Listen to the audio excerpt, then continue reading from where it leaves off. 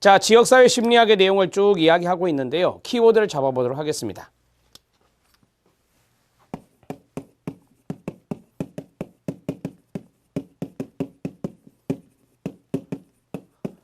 자, 지역사회 심리학, 지역사회는 커뮤니티락에서 우리가 공동체의 성격을 갖고 있다. 이렇게 정리할 수 있고요. 자, 그 다음에 심리학은 연구하는 학문입니다. 연구 학문이다. 이렇게 정리하시면 되겠죠. 자, 그러면 이 지역사회 심리학이라고 하는 것은 지역사회는 우리가 보통 사회 환경적인 요인, 사회 환경적인 요인이라고 말씀드렸죠. 사회 환경적 요인을 강조한다. 이렇게 정리하시고요. 자, 그 다음에 지역사회 심리학의 키워드에서 중요한 부분이 또 있었습니다. 첫 번째가 강점, 유능성을 강조하고 그 다음에 환경적 요인을 강조하는 것이 바로 생태학적 관점이다라고 했습니다. 생태학적 관점. 지역사회는 다양성이 있습니다. 독특성이 있습니다. 다양성을 인정한다라고 했습니다. 그 다음에 임파워먼트를 강조합니다. 역량 강화, 임파워먼트를 강조한다. 그래서 자기 통제력, 자기 통제력의 향상 이런 것들을 도모하는 것이 바로 지역사회 심리학입니다. 자, 공동체 성격이 있다라고 했습니다. 공동체 의식의 함양, 공동체 의식의 함양. 그 다음 변화를 추구한다 했고요. 지역사회의 변화를 추구하는 것이다. 이렇게 정리하시면 됩니다. 자, 그리고 지역사회 심리학은 치료적인 접근보다는 예방적인 접근이다. 이렇게 말씀드렸죠. 예방적인 접근을 취한다. 이렇게 정리하시죠. 하나 더 쓰면 자기 결정권을 존중한다. 선택의 권리인 자기 결정권, 지역사회의 자기 결정권을 강조하는 것이 바로 지역사회 심리학이다. 이렇게 정리를 하시면 되겠습니다. 자, 지역사회 심리학의 중요한 키워드 위주로 정리를 좀 해드렸고요. 그 다음에 정신사회재활치료에서 환자를 대상으로 한 치료적 개입입니다. 거기에 별표 둘입니다. 자, 첫 번째가 개인적인 접근이 있고 두 번째가 사회적인 접근이 있습니다. 둘로 나누어서 소술해 두었는데 정신사회재활치료에서 끊어요. 환자를 대상으로 하는 치료적 개입이라고 그랬으니까 뭐 개인적인 차원에서 접근할 수도 있고 사회환경적인 차원에서 접근할 수도 있겠죠. 1번, 정신사회재활치료는 개인적인 접근과 사회적인 접근으로 나눌 수 있습니다. 개인적인 접근이란 환자와 가족에게 질병을 극복하고 사회생활을 할 수 있도록 환자, 교육, 훈련 이런 것들이 바로 개인적인 차원의 접근입니다.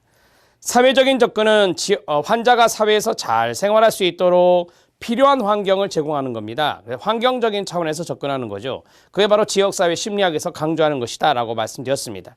필요한 환경을 제공해 주도록 노력하는 것입니다. 자, 개인적인 접근을 보면 환자에게 사회생활에 필요한 사회기술, 사회기술을 가르쳐주고 훈련시키는 사회기술 훈련 프로그램입니다. 사회기술 훈련 프로그램의 밑줄입니다. 두 번째, 약물과 증상에 대한 교육을 해야 되겠죠. 환자 교육과 가족을 대상으로 병에 대한 전반적인 지식을 구체적으로 가르쳐주는 가족교육 프로그램입니다. 한마디로 말하면 교육 프로그램입니다. 교육 프로그램 밑줄 쳐주시기 바랍니다. 세 번째, 낮에만 병원에 있으면서 다양한 교육과 치료를 받고 끊어요. 밤에는 집으로 돌아가는 납병동이 있습니다.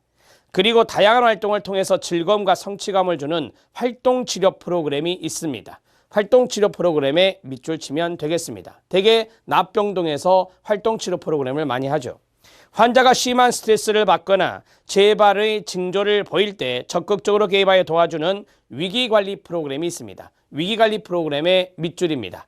문제는 다시 올 수 있으니까 그러한 것들이 재발되지 않도록 미연에 방지하는 위기관리 프로그램이 되겠습니다. 사회적인 접근입니다. 환자나 가족들이 만나 서로 지지해주고 도와주는 자조모임 프로그램이 여기에 들어갈 수 있습니다. 사회 환경적인 요인이죠. 다른 분들과 같이 모임을 하는 거니까 자조모임 프로그램의 밑줄. 환자가 가지고 있는 직업적 흥미와 자질을 발견하여 사회에서 실제로 직업을 얻을 수 있도록 도와주는 직업재활 프로그램이 있습니다. 직업재활 프로그램은 사회적인 참여를 독려하는 것이니까 네, 사회적인 접근입니다. 환자가 병원이나 집이 아닌 장소에서 독립적으로 생활할 수 있도록 돕는 거주시설 제공의 주거 프로그램이 있습니다. 주거 프로그램에 밑줄 쳐주시면 되겠습니다. 이런 것들이 이제 독립적으로, 그러니까 가정이 아닌, 원래 그 가정이나 병원이 아닌 다른 곳에서 거주할 수 있는 그러한 것들을 제공해주는 주거 프로그램이 됩니다. 이게 주거 환경이 되겠죠. 자, 그러면 정신사회재활치료의 치료적 개입을 보겠습니다.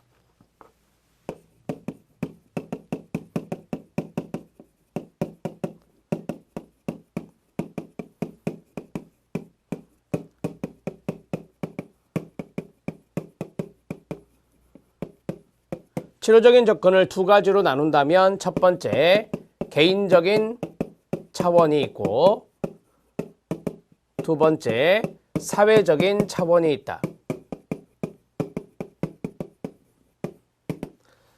자, 여기에 뭐가 있었죠? 사회 기술 훈련 프로그램이 있었습니다. 개인적인 차원에서 사회 기술 훈련을 시킨다라고 하는 겁니다. 교육 프로그램이 있었습니다. 그 다음에 납병동 활동치료 프로그램이 있었죠. 활동치료 프로그램이 있습니다. 그 다음에 위기관리 프로그램이 있었습니다. 위기관리 프로그램을 PG로 썼습니다. 그냥. 그 다음에 이쪽에 이제 사회적 차원에서의 프로그램도 있었습니다. 자조 모임이 있습니다. 자조 모임 프로그램, 셀프 헬프 그룹이죠. 자조 집단 프로그램 이렇게 생각하셔도 됩니다. 그 다음에 주거를 제공하는 주거 프로그램이 있다. 이렇게 말씀드렸죠. 자, 그리고 두 번째, 직업재활 프로그램이 있다라고 했습니다. 직업재활은 사회적인 참여를 이루어내는 것이니까 직업재활 같은 경우는 거기에 보면 사회에서 실제로 직업을 얻을 수 있도록 라고 했잖아요. 그래서 사회참여를 지원해 주는 것이다 라고 보시면 되겠고요. 자, 이러한 프로그램도 필요하다라고 하는 것이죠. 자, 정신사회재활치료의 치료적인 접근 두 가지를 나누어서 설명했고요. 만성정신과 환자의 재활 개입 방법을 보도록 하겠습니다. 자, 이게 보시면 사회기술훈련 프로그램이 들어가 있고요. 그 다음에 두 번째가 직업재활훈련 프로그램이 들어가 있고요. 세 번째가 주거 프로그램이 들어가 있습니다. 그렇죠? 기출문제 확인학습에 보면 사회기술의 구성요소가 나와 있습니다. 이것과 연관성이 있는 것이 되겠죠? 자, 사회기술훈련 프로그램을 보도록 하겠습니다. 우리가 보통 사회기술하면 대인관계, 의사소통 이런 것들과 연관성이 있거든요. 의사소통의 결여로 인해 발생하는 환자의 역기능적인 대인관계 밑줄, 대인관계나 사회기술상의 결함을 극복하도록 하기 위한 구조화된 교육과정을 사회기술훈련 프로그램이라고 말합니다. 자, 기출문제 확인학습을 좀 이따 볼게요. 이건 좀 이따 보고 큰 틀에서 먼저 프로그램들을 볼게요. 직업재활훈련 프로그램을 보면 만성정신질환자에게 필요한 물품 서비스를 제공받을 수 있는 수단을 제공함과 동시에 사회적인 접촉 기회, 가로 묶어요. 여기 있죠? 사회 참여 지원한다 그랬습니다. 사회적인 접촉 기회를 제시하고 사회적인 역할을 부여하는 효과적인 재활치료의 중요한 요소가 직업재활훈련 프로그램입니다. 주거 프로그램은 환자에게 외래치료의 대체 형태로서 치료의 연속성을 유지하도록 하는 동시에 끊어요. 사회적 지지체계와의 접촉을 유지할 수 있도록 하는 것이다. 그래서 주거 프로그램은 바로 사회적 차원에 해당되는 것이다. 이렇게 정리하시면 돼요. 사회적 지지체계와 접촉하는 거니까. 그래서 주거 프로그램은 사회적 차원의 내용이다. 이렇게 정리하시면 됩니다. 자, 위로 올라가서 기출문제 확인학습을 좀 보면 사회기술의 구성요소가 있습니다. 미시적 구성요소와 대국적 구성요소가 있는데 우리가 이제 그 미시적 구성요소의 사회적 각성 또는 수용기술, 인지기술, 문제결기술, 처리기술, 행동적 테크닉, 행동적 기술이 되겠죠. 행동적 기술 또는 표현, 자기주장이요. 표현기술, 자기주장기술을 말합니다. 이런 것들은 미시적인 구성요소라고 해요. 자, 대국적인 것이 있다라고 했는데요. 미시적인 구성 요소 해도 되고요. 구완 요소, 구성 요소로 하겠습니다. 자, 미시적인 구성 요소들이 복합적으로 이루어져서 사회 기술이 되는 거다. 그래서 우리가 뭐 대국적이라고도 하고, 그 다음에 뭐 이런 것들이 미시적인 것이 복합적으로 이루어져 있기 때문에 어떤 복합적인 구성 요소라고도 간단하게 말할 수 있겠죠. 자, 표현 사건 해결 기술, 위생 관리 기술, 사교 기술, 자기주장 기술, 금전 관리 기술, 스트레스 관리 기술, 직업 유지 기술, 일상생활 기술 등이 있습니다.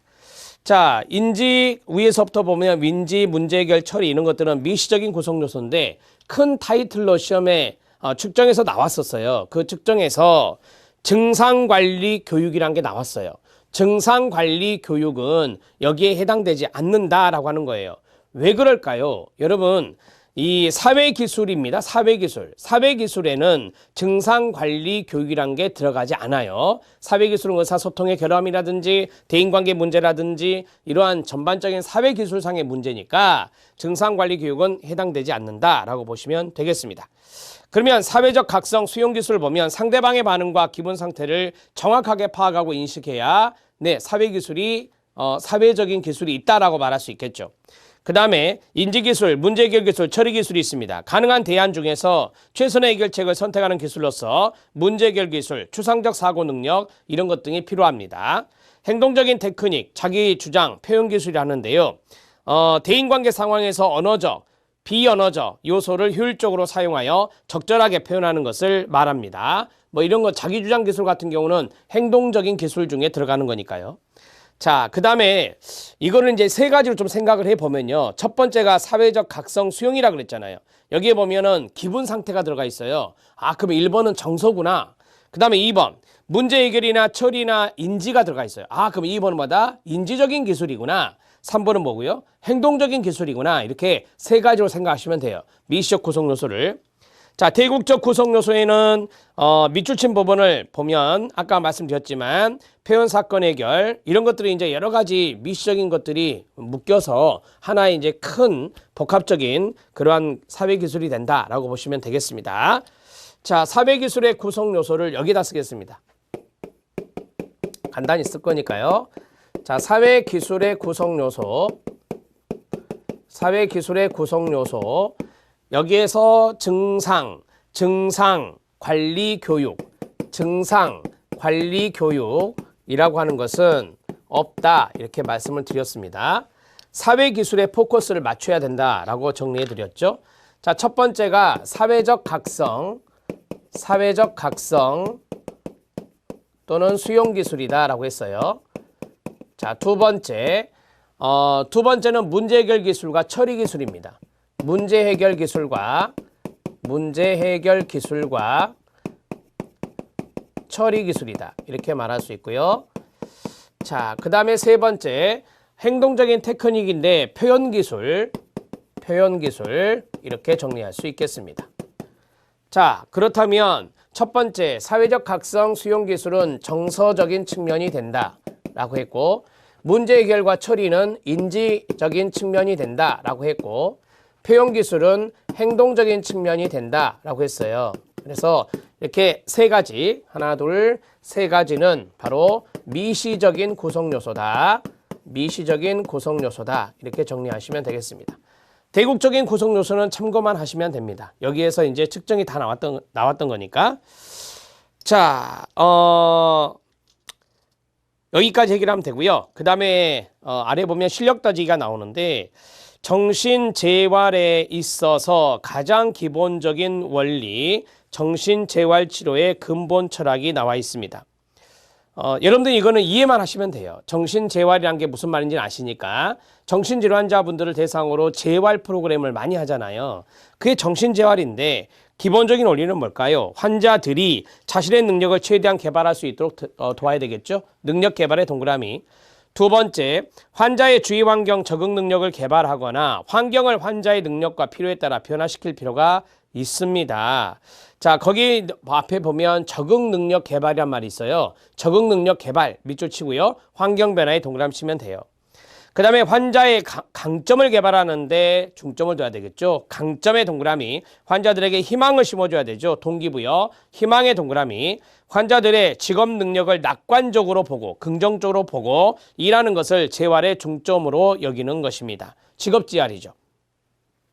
환자들에게 포괄적인 진료와 서비스를 제공하여 다양한 서비스를 제공하여 다양한 사회활동과 여가활동을 보낼 수 있도록 필요한 서비스를 제공해야 됩니다. 환자와 가족을 치료와 재활에 적극적으로 참여시켜야 됩니다. 개입시키고요. 정신재활치료는 단 한 번의 치료가 아닌 그렇죠. 장기간에 진행되는 거예요. 장기간의 동그라미, 정신적인 파트는 단기간에 하기가 어렵습니다. 그래서 장기간 진행되는 과정이다 라고 보시면 되겠습니다. 장기간 진행되는 과정에 밑줄 치면 됩니다. 자, 오른쪽에 단기 X라고 쓰면 되겠죠. 이런 식으로 써놓으시면 됩니다. 자, 기출문제 확인학습을 볼까요? 기출문제 확인학습에서 첫 번째, 정신사회재활의 기본적인 원리 별표 하나, 만성정신과 환자의 약물 효과를 증대시키기 위한 지침 별표 하나, 만성정신질환자를 위한 정신사회재활의 일반적인 목표 별표 둘입니다. 자, 그러면 위에 첫 번째는 앞에서 좀 했던 거와 연관성이 있어요. 모든 사람은 자기결정에 대한 권리와 책임을 가진다. 환자를 위한 최적의 서비스를 제공해야 한다. 정신사회 재활에서는 직업여기가 강조된다. 정신사회 재활에서 사회적 보호가 의학적 보호보다 우선한다. 사회적 보호의 부등호 이렇게 하셔요. 사회적 보호가 더 중요하니까요. 정신사회재활이잖아요. 사회재활이니까 사회적인 보호가 더 중요하다. 지역사회 보호가 더 중요하다는 거예요. 정신사회재활에서는 환자의 강점이 병리보다 우선한다. 강점 쪽으로 부등호하시면 됩니다. 자, 이해되시죠? 이런 것들 실기 측정에 나올 수 있으니까 잘 알아두시면 좋겠고요.